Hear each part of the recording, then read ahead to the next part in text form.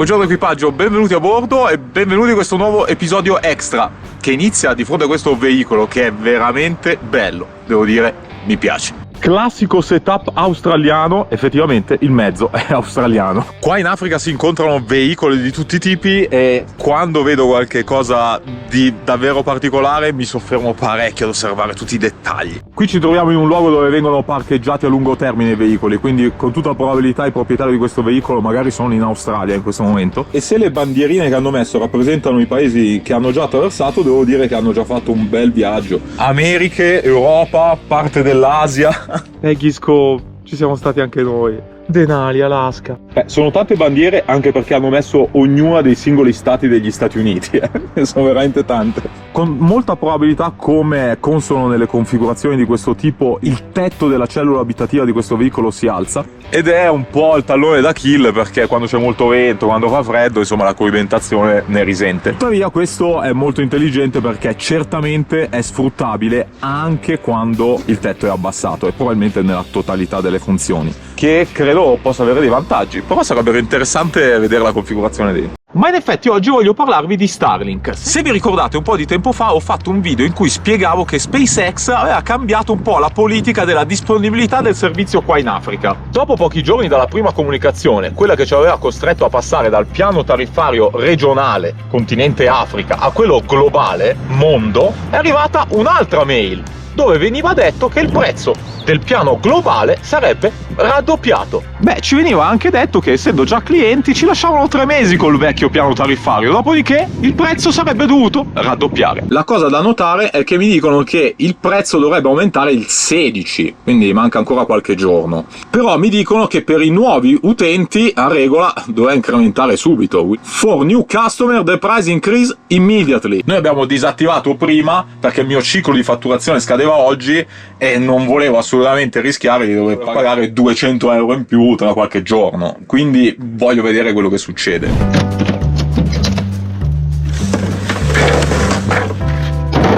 Qui dentro c'è la nostra prima antenna Starlink, quella che abbiamo comprato negli Stati Uniti e che abbiamo sostituito strada facendo con quella che ci ha dato Yakidale. Questa antenna che ho qua è ancora registrata in Italia. Naturalmente avevo messo il servizio in pausa, questo perché quella che stiamo utilizzando l'avevo registrata in Mozambico e dopo il passaggio da regionale, che era molto conveniente, a globale pagavo circa 200 euro al mese. Lo stesso piano globale nello stesso momento costava 240 euro in Italia. La porto giù e vi spiego. Nel frattempo è anche arrivato il momento di togliersi la felpa, perché qua ci sono 2 climi. La mattina fa freddo, il pomeriggio fa caldo e la sera fa freddo. Bam!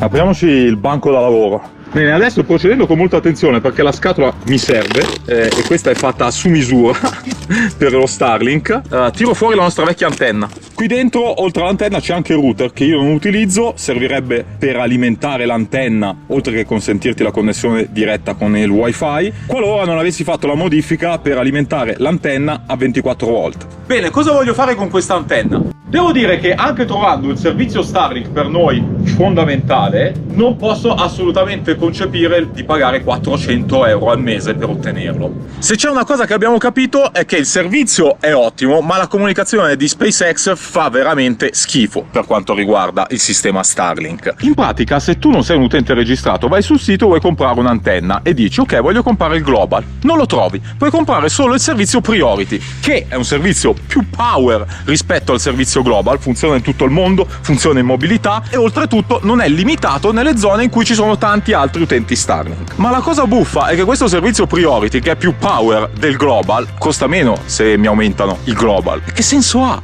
Nel frattempo mi sono reso conto che in realtà il servizio italiano non sembra essere aumentato, non hanno raddoppiato i prezzi. Se io vado ad oggi, perché domani dovrebbe cambiare tutto, se io vado ad attivare l'antenna mi fanno pagare ancora il prezzo che pagavo alcuni mesi fa, 240 euro al mese, non è raddoppiato in Italia. Attenzione, parlo di raddoppio del piano tariffario globale, non quello regionale né tantomeno quello casalingo. Stiamo parlando di 2 cose diverse, stiamo parlando del servizio che funziona in todos il mondo. Adesso voglio registrare questa con il piano tariffario italiano a 240 euro al mese e non a 400 e voglio vedere se funziona.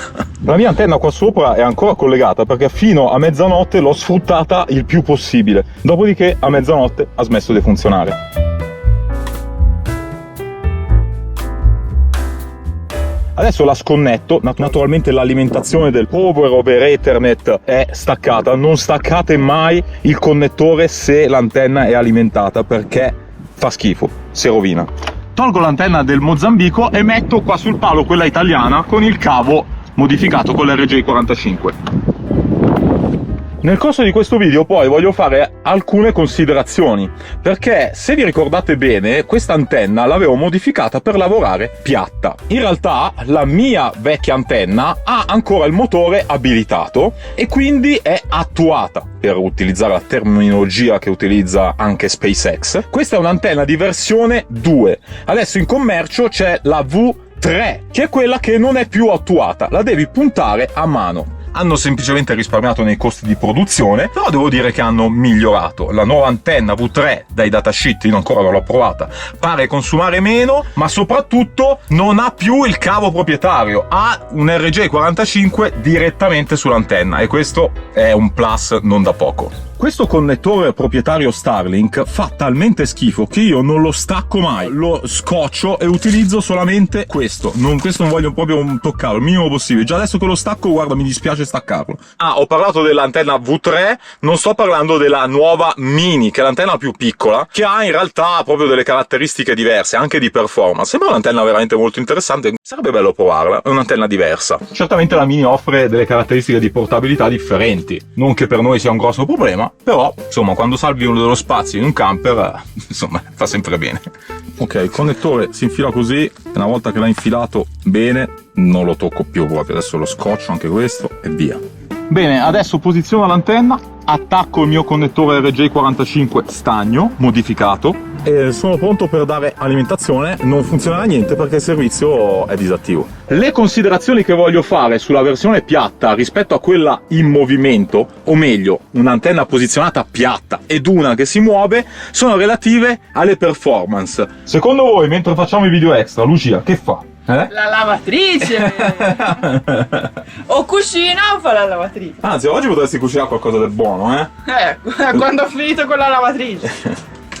Posso dare corrente. Per chi non ha seguito i nostri precedenti video, il nostro Starlink è modificato con un power injector che è in grado di alimentare 4 fili e un convertitore DC-DC da 380 watt. Questo perché l'antenna assorbe veramente un casino, soprattutto quando viene utilizzata la funzionalità per sciogliere la neve, cosa che comunque io mantengo sempre disattiva, però non si sa mai che parta e quindi questo deve essere della giusta potenza. Bene, adesso che ho dato alimentazione, l'antenna intanto fa il suo lavoro, deve ricercare la rete Starlink e la prima cosa che fa, vedete, si posiziona piatta. Questo lo fa perché nella ricerca del segnale deve avere la maggiore visibilità possibile sul cielo. Deve cercare i satelliti che passano qua sopra e deve in qualche modo trovare il posizionamento migliore per ottenere le performance migliori.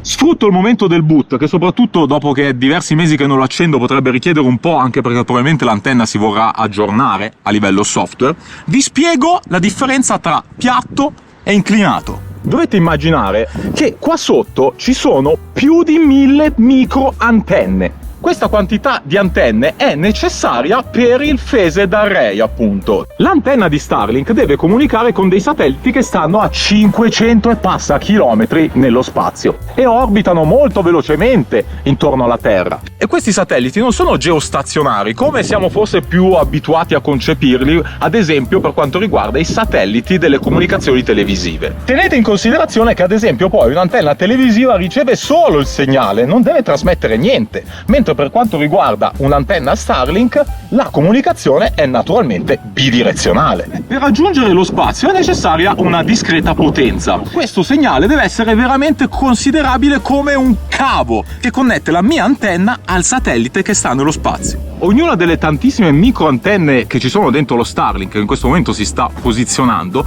genera il suo segnale elettromagnetico. Sono tutte micro antenne una vicino all'altra, quindi questo segnale elettromagnetico agisce in due modi. Per lo più è un segnale contrastante l'uno con l'altro, quindi in realtà non serve a niente. Ma c'è uno specifico punto in cui questi due segnali sono allineati. Immaginate quindi che nel punto in cui queste 1000 antenne allineano il loro segnale si genera un vero e proprio tubo che è veramente potente e puntato direttamente sui satelliti. Ma giusto appunto vedete che adesso lo Starlink si è posizionato in quella direzione e vedete anche quanto è inclinato rispetto al piano che avevamo all'inizio e che avevo nella mia antenna del Mozambico. I satelliti che girano nello spazio ad oggi sono quasi 5000 e qua sopra la mia testa ne passa un numero variabile a seconda della densità di copertura che il servizio Starlink ha in una determinata regione. Questa antenna, attraverso il software che ha dentro,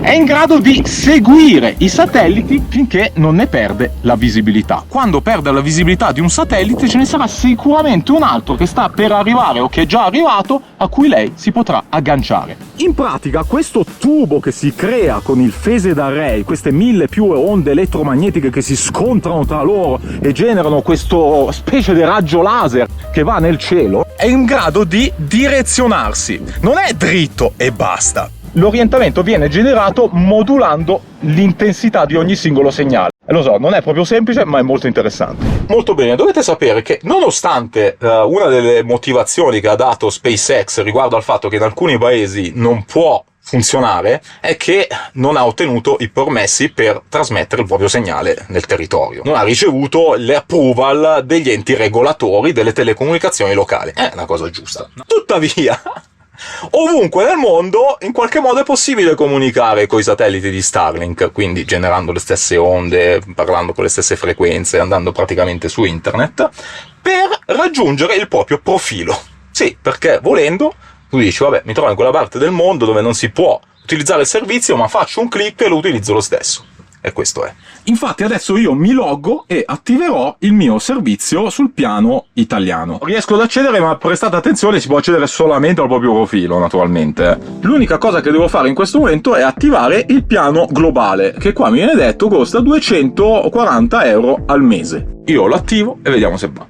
Immediatamente mi arriva la notifica che mi fanno pagare fino alla fine del primo ciclo di fatturazione, quindi ad oggi io ho pagato 188 euro e a regola questo servizio dovrebbe essere attivo fino alla fine del mese. Questi video sono assolutamente in real time, ragazzi, Ok, internet funziona e in questo momento ho un IP address che esce da un POP di Roma. In Italia ad esempio mi risultano esserci 3 ground station, una a Foggia, una a Marsala e una a Milano. E se io vado su uno dei tanti siti che mi dà la possibilità di tracciare i satelliti che ci sono in orbita, parlando dei satelliti di Starlink, effettivamente mi vengono indicati dove sono le ground station. Quindi io in questo momento sono collegato ad una di queste 3. Ora con un'altra finestra in incognito mi collego all'account di Starlink del Mozambico, non quello italiano. Ora il mio attuale servizio del Mozambico naturalmente è disattivato.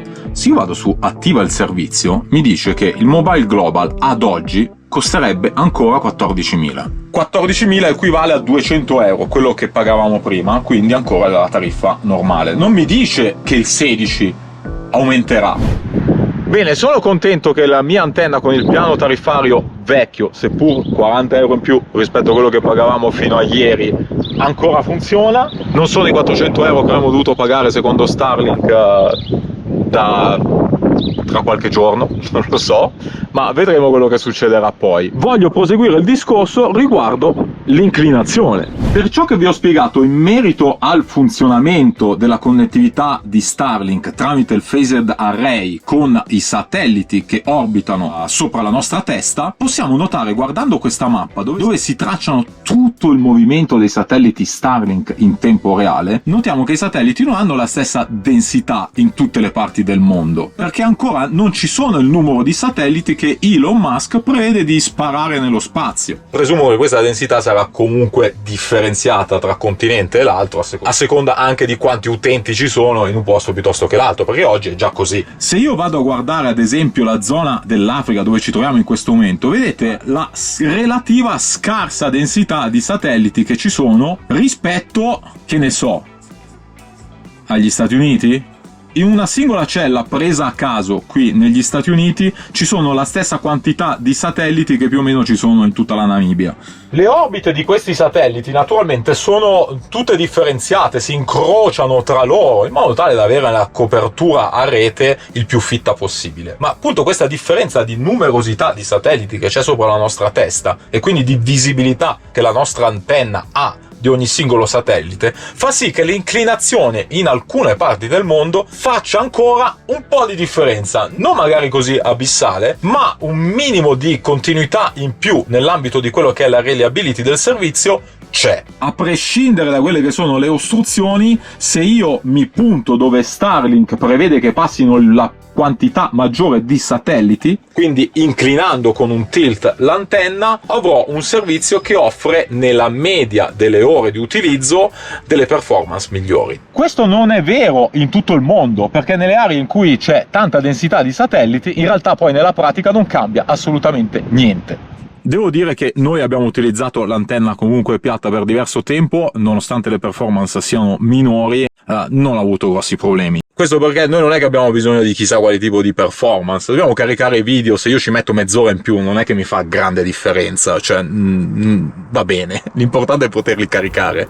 Tutto cambia qualora si utilizzasse l'antenna high performance, quella nata proprio per essere piazzata fissa sui tetti, che è più grande ma è anche più costosa e consuma molto di più, però quella effettivamente ha una visibilità molto maggiore rispetto a questa e di conseguenza mantiene delle performance equivalenti se non superiori a questa anche quando è montata piatta sul tetto come deve essere fatto. Ad oggi a chi si approccia all'utilizzo di Starlink in movimento e magari pensa di modificare antenne tipo la nostra o anche la versione 3 per un utilizzo fisso sul tetto del camper, suggerisco intanto di tenere in considerazione che non si può usare mentre ci si muove a meno che non si abbia l'abbonamento Priority, che è fatto apposta per l'utilizzo in movimento. Noi con l'abbonamento che abbiamo possiamo spostare l'antenna da un posto all'altro, ma non possiamo utilizzarla mentre ci muoviamo con il veicolo. Se superiamo i 10 km all'ora avviene un blocco. Dobbiamo anche tenere in considerazione che non sempre parcheggiamo in luoghi che non hanno ostruzioni fisiche, come possono essere alberi, palazzi, edifici, quello che è. E quindi avere la possibilità di muovere l'antenna, magari anche di poco, può fare tanta differenza. Per quello, anche qualora venga considerata la possibilità di montarla piatta, suggerisco quei sistemi che comunque possono essere in qualche modo spostati. Ce ne sono di magnetici, a ventosa, piuttosto che anche avvitati, ma che comunque in qualche modo si possano spostare. Non ultimo, tenere in considerazione le performance. Qualora si utilizzi il servizio in Europa, nelle Americhe, non c'è nessuna reale differenza tra un'antenna come la nostra montata piatta rispetto a quella una che fa il tilt.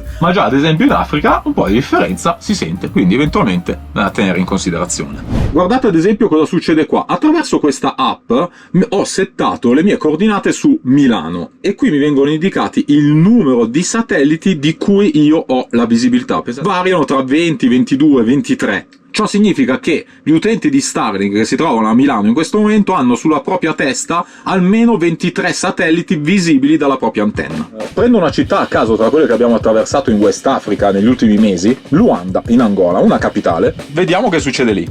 Qui su Home vado a mettere le mie coordinate, prima avevo messo quelle di Milano. Questo tool è anche interessante qualora uno volesse capire nel luogo dove vuole andare, bene o male, quanti satelliti si passano sulla testa, che comunque, diciamo, oggi sono abbastanza numerosi un po' ovunque. Ad esempio a Luanda abbiamo 12 satelliti, sono quasi la metà rispetto che a Milano. Dovete sapere che molti dei satelliti che abbiamo sulla testa in realtà non sparano il segnale direttamente sulla Terra, ma in realtà hanno anche loro una certa inclinazione. È per questo che molto spesso si giova tuttora dell'inclinazione dell'antenna. Bene, a questo punto sono pronto per parcheggiare la nostra antenna nel Mozambico. Certamente quando entreremo in Mozambico utilizzerò questa perché potrò utilizzare il piano locale che costa veramente pochissimo e quindi nel tutto il tempo in cui staremo in Mozambico probabilmente mi converrà utilizzare quella.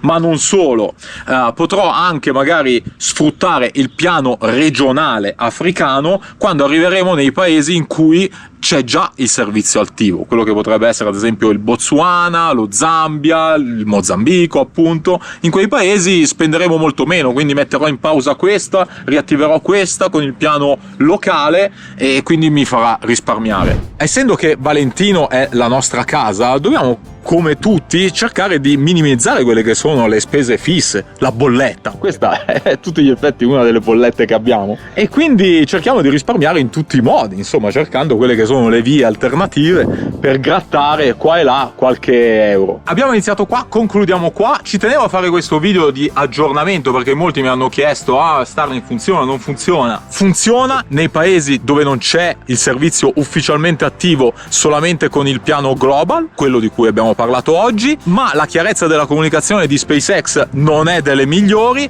di conseguenza bisogna continuare a seguire un po' le onde, come quelle che trasportano il nostro segnale nello spazio. Vi devo dire che sono consapevole, perché li ho verificati tutti, che ci sono alcuni paesi in Africa in cui il servizio global costa molto meno. La Nigeria costa poco più di 100 euro al mese, e devo dire che la cosa mi sembra anche un po' strana, non se ne capisce veramente il motivo. Potrei traslocare la mia antenna e metterla in Nigeria, facendo un po' di escamotage per quello che riguarda i pagamenti con delle carte. Devo dire che non è una cosa che mi stimola molto in questo momento in cui le cose stanno cambiando molto velocemente. Traslocare la propria antenna comporta dei blocchi, ovvero non è che lo puoi fare ogni giorno. Starlink impone che se tu registri l'antenna in un certo posto, dopodiché per un certo periodo non la puoi più ritraslocare. Puoi darla a qualcuno, ma nell'ambito dello stesso paese. Credo che sia per evitare un certo tipo di truffe, non è che sia illegale farlo, non vedo perché, però in qualche modo cercano di preservare il loro investimento nello spazio. Bene, spero che questo video di aggiornamento vi sia piaciuto, ne seguiranno certamente altri, ma ci tengo insomma a raccontarvi un po' tutta la storia dell'evoluzione di questo servizio, che comunque per noi è decisamente importante e speriamo che lo sarà anche nel prossimo periodo. Ciao, che sta cadendo la GoPro!